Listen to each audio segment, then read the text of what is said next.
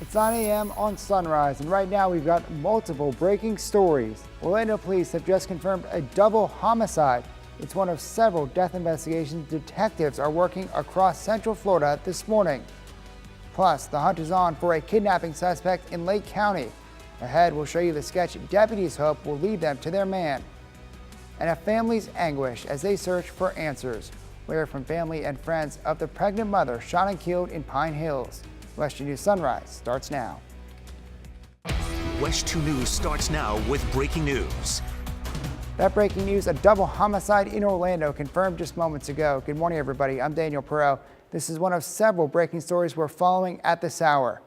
Orlando police tell us they responded just before 7 o'clock to an apartment on West Jefferson Street. That's near Westmoreland Drive. We know this came in as a man down call, and when officers arrived, they found the bodies of a man and a woman. A few other details are available right now, but we have a crew heading to the scene. Stay with WESH 2 for any updates. Orlando police are also working a separate homicide investigation about 10 minutes away from the other scene. Just after 4 a.m., police say they got a call for the Windsor Cove Apartments off Mercy Drive. We're told someone in the area heard gunshots and saw the victim on the ground. We're told that man was not a resident of the complex, but few other details are available. We'll alert you as soon as we learn more. Also breaking this morning out of Ocala, investigators are working a homicide there. It began as a shooting call around 11:25 p.m. last night at the Parkside Garden Apartments. The victim, who has now been identified as Cornelius Lewis, was taken to the hospital and pronounced dead about 90 minutes later. Investigators tell us he was not a resident of that complex. There are not many other details available at this time, but we will update you as soon as we learn more. Lake County deputies are searching for a man they say tried to abduct a young girl in Mount Dora on Monday. Deputies have released this sketch of the man. They say the girl was walking alongside railroad tracks near Highway 441 when she says the man lunged at her. He grabbed her wrist and collarbone, but the girl kicked him and was able to get to the safety of a neighbor's house. Neighbors in the area say they're shaken. It's scary to know that people are out here trying to take children. We can't have that. There's too many kids in this neighborhood.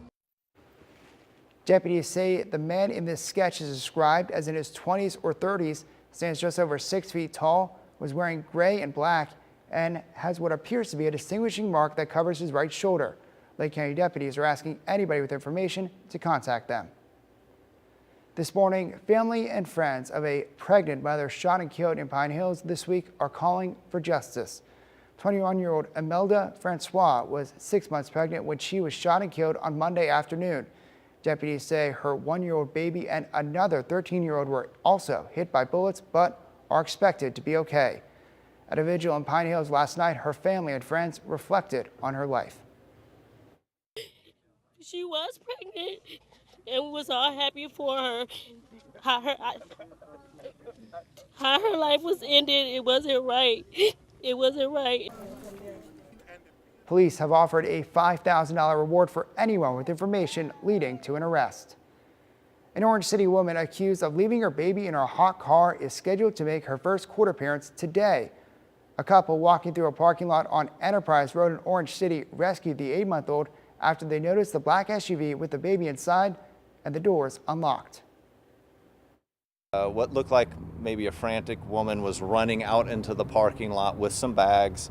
And at that point we saw, she was talking with the police officers, and a few moments later, she was handcuffed and being put into a police vehicle. Deputies say Burgess told them she forgot about the baby while dropping off other children with a family member. A 17-year-old is in custody this morning after crashing into an Ocoee police officer during a traffic stop. Ocoee police say the officer was pulling someone else over off of Apopka Vineland Road yesterday morning when he noticed a stolen car. Investigators say the suspect then drove at the officer, crashing into his motorcycle and another car. The officer fired at the driver, but nobody was hit. The teenager crashed further down the road and was arrested. Investigators are looking for answers after two planes collided in midair. At least 3 people were killed when the 2 planes crashed over the Everglades yesterday. According to investigators, both planes were from the Dean International Flight School in Miami. The FAA and NTSB are both looking into the accident. Today, the Subcommittee on Economic Development is scheduled to hold a hearing to review preparations for the 2018 hurricane season. They will also be looking at previous recovery efforts. Last year saw 10 major hurricanes and one of the most active wildfire seasons in history. Officials from FEMA are among those scheduled to testify. Residents in West Orange County are pushing for the county to build more fire stations. The average response time for firefighters across Orange County is more than 7 minutes. Residents say that needs to be quicker. Accidents can happen either on the water or with a fire, something of that nature, and it just is important. We'd love to see something get built and quickly. Orange County Mayor Teresa Jacobs admits the county hasn't kept up with growth in recent years. $16 million has been allocated in next year's budget to build new fire stations. A outdoor home inspired by a Vincent van Gogh masterpiece is not going anywhere. After months of back and forth, the city and the homeowners reached a deal last night. The city is going to give back $15,000 and the family is going to finish painting the rest of the house and wall with the same theme and put on a protective coating. The family has 180 days to do that, and from there they will be grandfathered into the current sign code for Mount Dora. They must also dismiss their case against the city. The city, on top of the cash, will close out their code enforcement case against the family. The family said the whole point of the paint job was to act as a beacon for their adult son on the spectrum if he should get lost and need to find his way home. It will be part of a special advisory committee to revise the city's sign code. Both sides will also participate in a news conference talking about the settlement today. Stay with WESH News for coverage throughout the day. A SpaceX capsule that could eventually carry humans into space is headed to Central Florida. The capsule has an unmanned test flight scheduled for next month, but the Government Accountability Office says there's little chance that will actually happen because they haven't certified the capsule. It has, though, already passed a number of the necessary safety tests. A Coca-Cola delivery man got a big surprise when he came upon an alligator behind a Daytona Beach convenience store. The 4-foot gator was behind the closed gates to the trash area at the store on Belleville Road. Police were called to escort the gator out. The only aggression it showed was towards the fence, which I think was because it was getting irritated that he could see and smell the water and couldn't get close to it. Police found a discarded yield sign and then used it to guide the gator to a pond near the store. Nobody was hurt. In Commitment 2018 this morning, all 5 Democratic candidates for governor are preparing to square off in a debate in Fort Myers. This is the first time Florida Democrats have held such a large debate for state candidates. It's being held at the Florida Gulf Coast University in Fort Myers. The debate will take place tonight at the Florida Gulf Coast University. The debate will feature Andrew Gillum, Gwen Graham, Jeff Green, Chris King, and Philip Levin. Recent polls show Graham and Green leading the way right now. This is the first of 2 Democratic debates ahead of the August 28th Democratic primary. Again, the event is at FGCU, starts at 7 tonight. WESH News' Greg Fox will be there covering the event and have all the details in our evening newscasts. President Trump is backtracking on those controversial comments regarding Russia's involvement in the 2016 U.S. election. He now says he misspoke.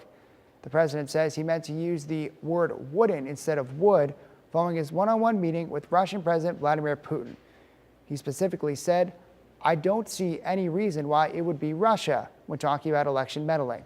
Lawmakers from both sides of the aisle criticized the president, saying he clearly sided with Putin over the U.S. intelligence community. Russia is a menacing government that does not share our interests and it does not share our values. And I think that should be made very, very clear. He should have defended us. He should have defended his own intelligence community. As part of his clarification, President Trump said Tuesday he does accept the intelligence community's conclusion that Russia interfered in our elections. He also said other people could have been involved as well. This morning, federal leaders say North Korea should be returning the first group of possible remains of U.S. service members next Friday. Last month, U.S. leaders said North Korea would return the remains of soldiers from the Korean War. And these 2 countries have also agreed to restart operations to find remains. It could take years to identify all the people and determine if they are all Americans.